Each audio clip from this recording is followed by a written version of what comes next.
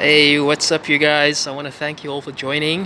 This is RPG, the Red Bull Galaxy, and this, in fact, is my first type of these videos. And I must just say, I got this inspiration from Ronan Man. Now, Ronan Man is one of our leaders in the MGTOW community. So, thanks for tuning into RPG. And just so you know, if you want to know where I am right now, I'm in the Russian Federation. I'm in Sochi. Sochi is the city that hosted the 2014 Winter Olympics Games, and I just came from the gym right now. I'm going to show you the logo of the fitness center where I train. It's called Valentine Fitness. Alright, you can see the Fitness Valentine Center. That's Russian. And to those of you that haven't watched my prior videos, just to give you some background, I'm actually originally from Cape Town, South Africa, and I've lived in the Russian Federation for the last 3 years or so now, and I'm a permanent Russian resident, which in simple English means that although I'm still a South African citizen, I do qualify to apply for Russian citizenship, which I will do in the next 2 or 3 months from now, which means that I should be a Russian citizen just before the end of this year. But as the title of this video suggests, why are women so manipulative?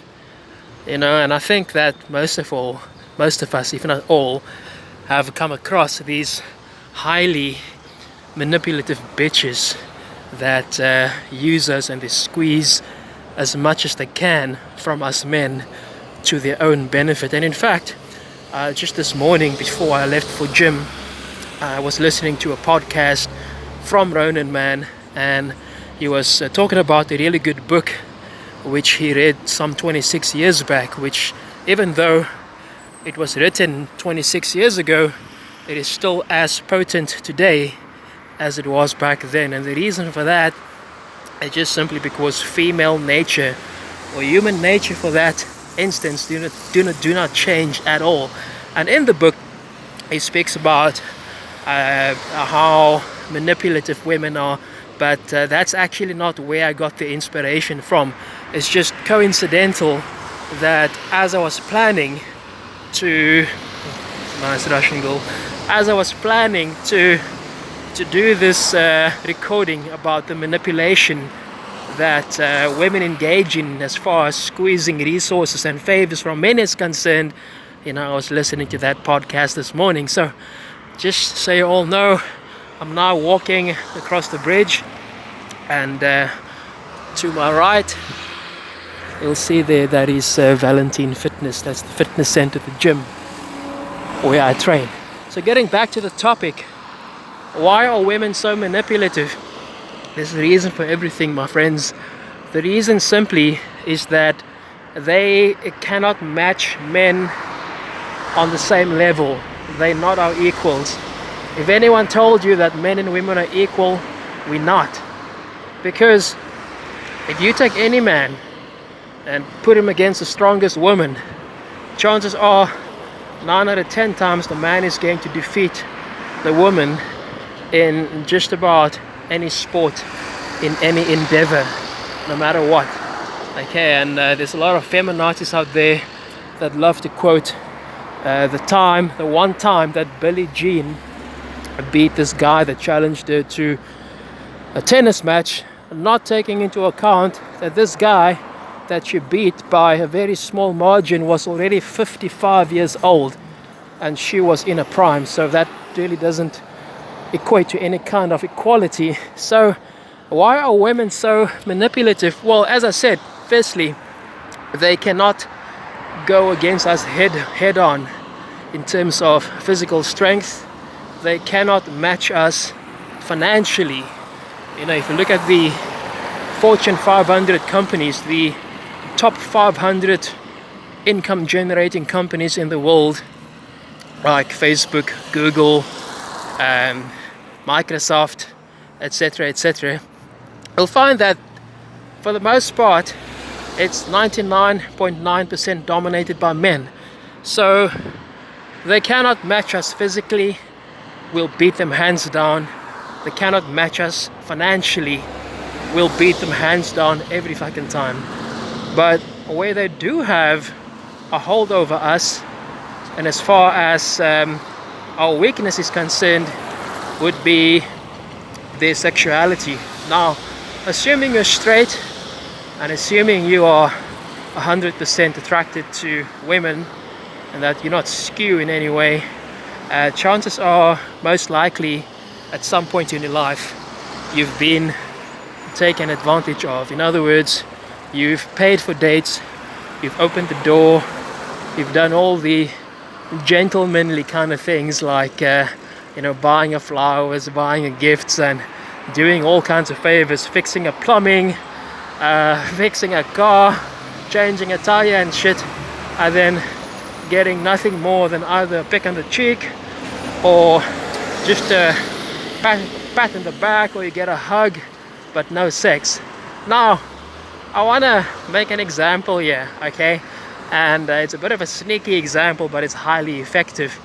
I want you to imagine that you drive this ice cream truck, one of those mobile ice cream trucks where the guy, he plays this tune which little children like, and he's got all these flavors. He's got chocolate, vanilla, he's got ice cream from different exotic countries like in Italy.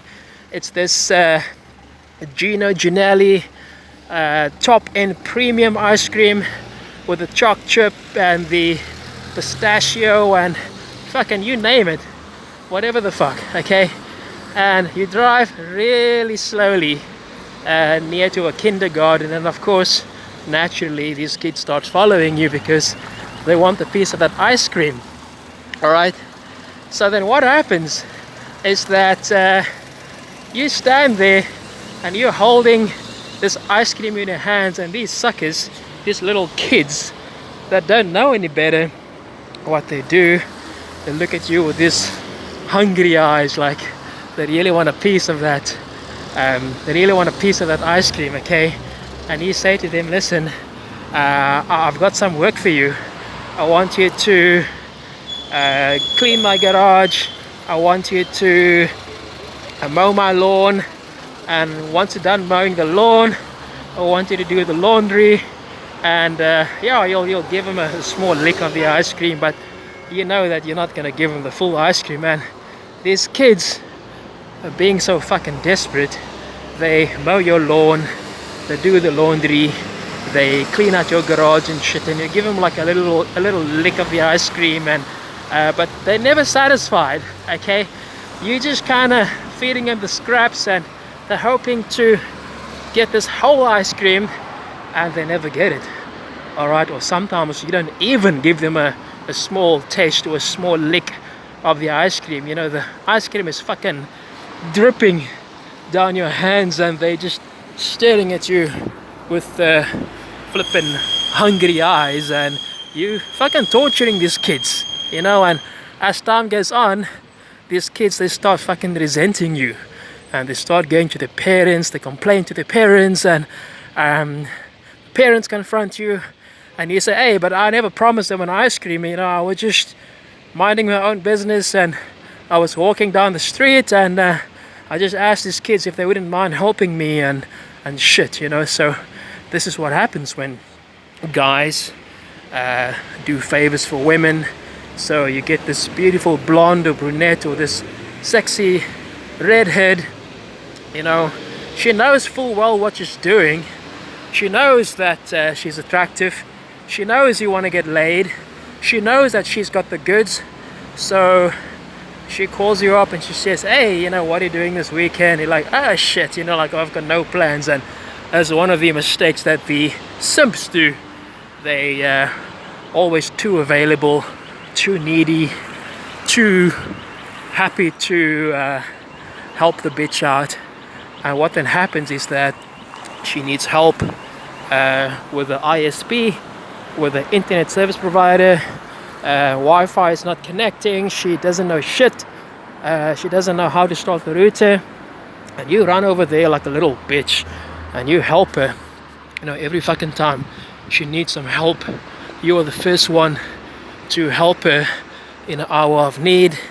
And then she says thank you, and next thing you know, she needs a lift, she needs a ride to university, and you say, oh no, don't worry, I've got it. And I happen to be going to university that same day, even though you were meant to be somewhere else. You were meant to meet with a client to make some money and be on your purpose. But what in fact you do, you secretly send a text to the client saying, hey shit, something came up, I can't make it, let's schedule this very important business meeting for next week. And what then ends up happening is that you lose the deal, all because some bitch asked you to take her to university. So you take her to university and you're hoping that something's going to happen, and nothing does, because she gives you a hug or she gives you a little kiss on the cheek, and you, like a real dick, think that something's going to come of it, and you end up becoming what is known as a beta orbiter. Now, I've made a video earlier on about what beta orbiters are. These are the guys that falsely believe that if they hang around the girl long enough and they don't directly push, they don't go in for the kill, they don't come out and directly say that they're interested or that they want to have sex with her, because that's not a gentlemanly thing to do. They fully believe that if they just kind of hang around long enough, and if they as helpful as they can be, that over time she's going to realize what a great guy he is. And that's actually so further from the truth. You see, guys, what happens here is that these bitches, they're not stupid, all right? We men in the MGTOW community, we're actually catching up. We're catching up to their tricks. We know now from life experience and from anecdotal evidence, empirical evidence from hundreds of thousands, if not millions of men over the ages, that women use their sexuality, their SMV, their sexual marketplace value, to get men to do favors for them, to pick up heavy shit for them, to do shitty work for them that they don't want to do. They use men to fund their lifestyle, to buy them expensive vacations, to buy them expensive meals, to buy them fur coats, and also to buy them drinks with absolutely no intention of giving you any sex in return. Or even if you do get some sex, it's what you would call pity sex or sympathy sex, and it's nothing close to what she will give to Chad and Tyrone. Now, a couple of years back, this is before I became a permanent Russian resident. I only achieved my permanent Russian residency in the last year or so. I got it last year in June of 2017, and I'm referring back to the year of 2014, when I was just an ordinary visitor. I was on a visitor's visa for 2 weeks. What happened was, on my last night in the Russian Federation, this was in the city of St. Petersburg, I met a very attractive waitress, okay? And because I knew the next day at 2 p.m. the afternoon, I had a flight scheduled to fly back to South Africa via Frankfurt, Germany. It was a connecting flight, and I chatted up this girl. It was around 2 a.m. Now, bearing in mind, in exactly 12 hours, 2 p.m. afternoon, I've got a flight back to South Africa. And this girl says, hey, nice to meet you, and la-di-da. After some small talk, she says, listen, I'm working the evening shift, the late night shift, the graveyard shift, and I'm working till 8 a.m. at this restaurant in St. Petersburg. And she sends me a text via WhatsApp, and she says, maybe when I'm done working, we're gonna go grab some coffee or something. And bearing in mind, okay, this was still very much in my blue pill days. This was before I heard about the concept of MGTOW, or the concept of the red pill. But even in this day, being a blue pill beta cuck, even then I knew that I did not have enough hours in the day left to have a cup of coffee or have breakfast and do all that shit. And what happened immediately, and what kicked in there, was the sense of urgency. I knew that if I'm not going to cash in on this opportunity, that I'm not going to have sex with her. So as the adrenaline kicked in and as the urgency of the matter kicked in, I just told her, listen, I'm flying back to South Africa in 12 hours from now. It's now close to 8 a.m. I think it must have been about probably 7 a.m. 1 hour before a shift was meant to end. And I say to her, don't you want to have sex with me? Because I'm leaving in a few hours and I'd love to fuck you in all different kind of positions. And you know what happened? She mails me back and she says, oh fuck yeah, you know, let's do it. She comes over, we've got amazing sex and the sheets were as wet as ever, and she goes, and I didn't spend 1 cent, not a cent. She came over to my apartment, we had great sex, and I never saw her again. So what's the take home from this, guys? Even as a guy in my beta orbiting days, what saved me, and I did this unwittingly, I didn't have a plan, I wasn't using game. The reality was that, you know, the urgency of the situation was that I did have a flight in 12 hours, and I knew if I'm going to do all the gentlemanly things like coffee and breakfast and walk into the park, I'm not going to get laid. And so the situation, the urgency of the circumstance forced me to act in a way that a Chad or Tyrone would, and that's how I got laid. Now just imagine that I didn't leave in 12 hours, okay? What would then happen was that I would have taken her for coffee, gone for long walks in the park, bought her flowers, and I would probably have been friend zoned.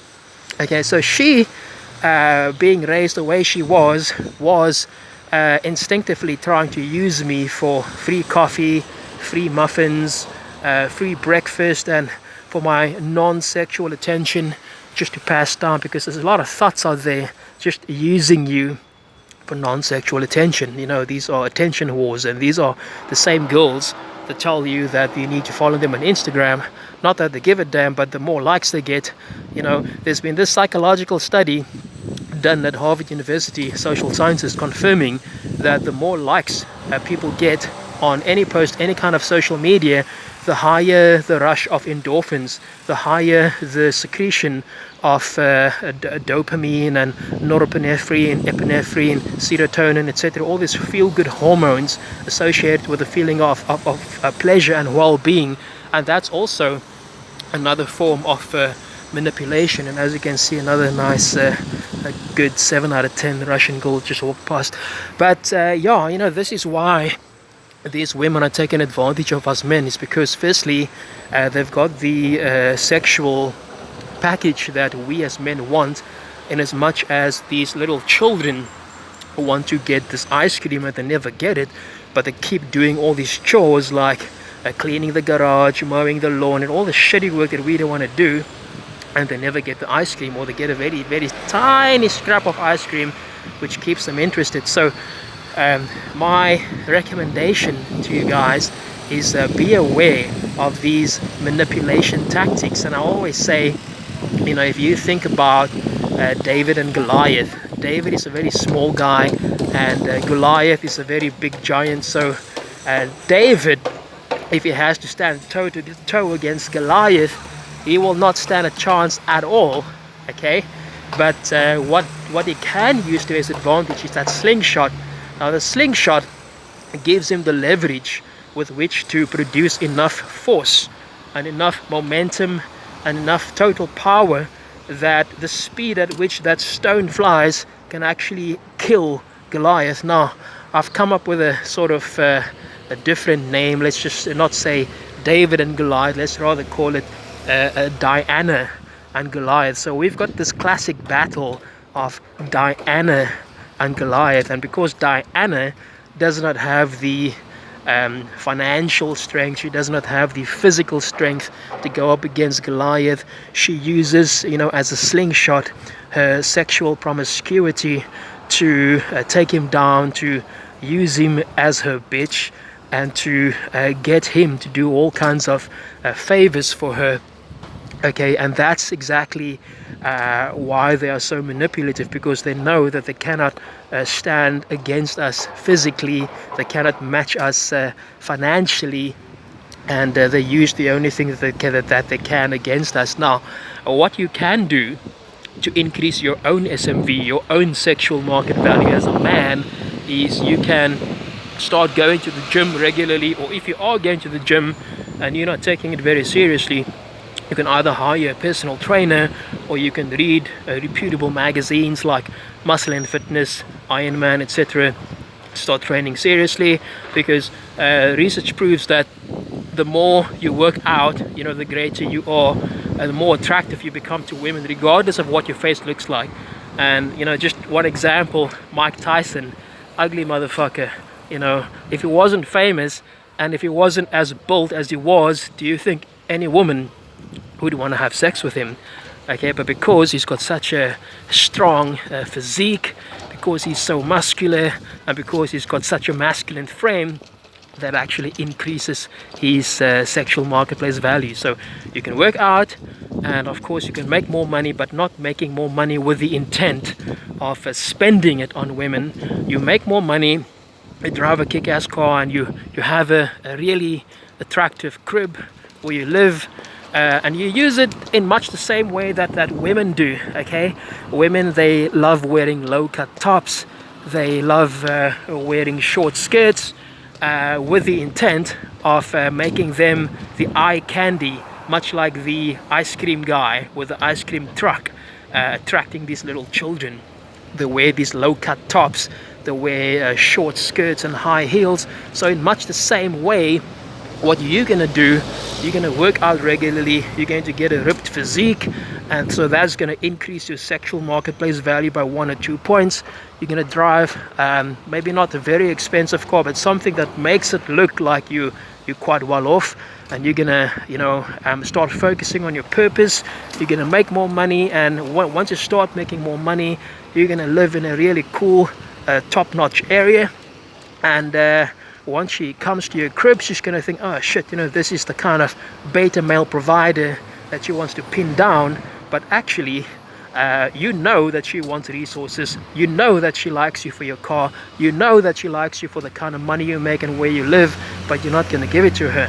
Okay, so you're going to have sex with her, but you're not going to give her what she wants. And that's how you can actually use a woman's hypergamy against her. All right, so guys, I hope you've enjoyed this video, and I hope you've enjoyed the layout that I've employed to get this message across. And if there's any questions you have, let me know. Like, comment and subscribe, and be sure to hit the bell notification, and I look forward to seeing you again next time. Thanks for joining RPG Red Bull Galaxy from Russia with Love.